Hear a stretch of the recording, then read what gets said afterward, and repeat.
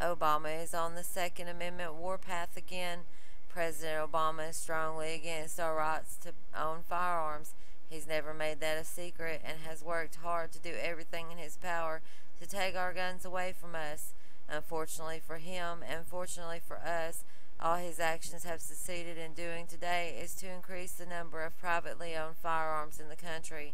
But this time, damage has already been done, and it's not over yet. It seems like Obama's plan to take away our Second Amendment rights were finally put to an end with the 2014 midterm elections, with both houses of Congress firmly in the hands of the Republicans, almost all of whom supported our rights to bear arms. Obama was going to have a hard time going forward with any sort of plans to take our rights. But as he said himself, Obama has a pen and a phone, and he is not afraid to use either one of them. We all know that Obama has little regard for the law and less for the Constitution. It seems that the only laws he holds in high regard are the ones that he pushed through the Democratic-controlled Congress. Other than that, he's been ignoring whatever law he chooses and illegally creating new laws by executive fiat. The other way that Obama is creating laws that he wants is through regulation. The various departments of the government create regulations to define how different laws which are passed by Congress will be enforced. Many times these regulations deal with such mundane issues as the government red tape one has to fight their way through, but sometimes the regulations change the meaning of the law, making things tougher than intended. Obama's administration has used this loophole to great effect. Theoretically, Congress has a right to deny those regulations, but that rarely happens. So what some names bureaucrats' rights in the hidden office ends up having as much power as a law passed by Congress. Up until now, the Republicans have had little success in putting a stop to Obama's illegal actions. There is still hope that they will be able to, but that will require the Republicans taking some bold action and standing their ground, forcing Obama to capitulate for a change. I'm not sure that we'll see that happen.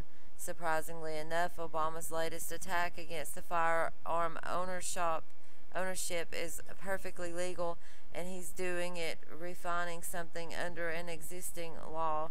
In other words, he's given orders to a department of the government to modify a regulation making something that was previously legal illegal.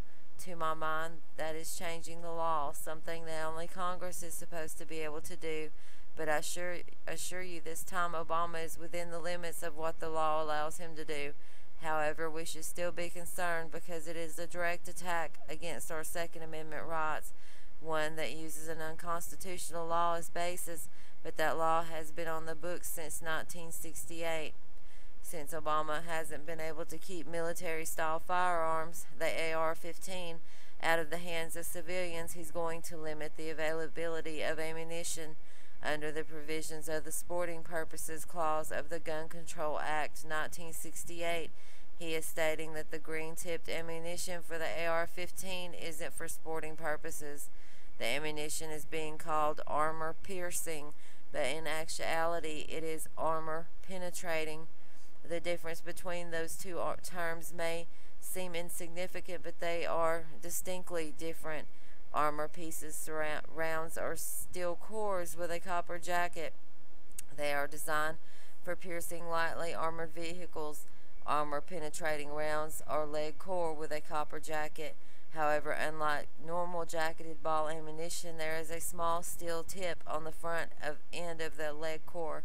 This helps the round penetrate ballistic army, although it won't penetrate lightly armored vehicle. Green-tipped ammo has historically been some of the least expensive ammunition available with the AR-15. Much of it is imported, competing with domestically made jacket ball.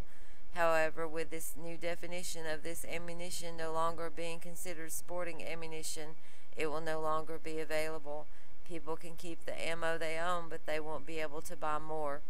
By the way, this sporting purpose clause of the Gun Control Act of 1968 is what I said earlier about an unconstitutional law.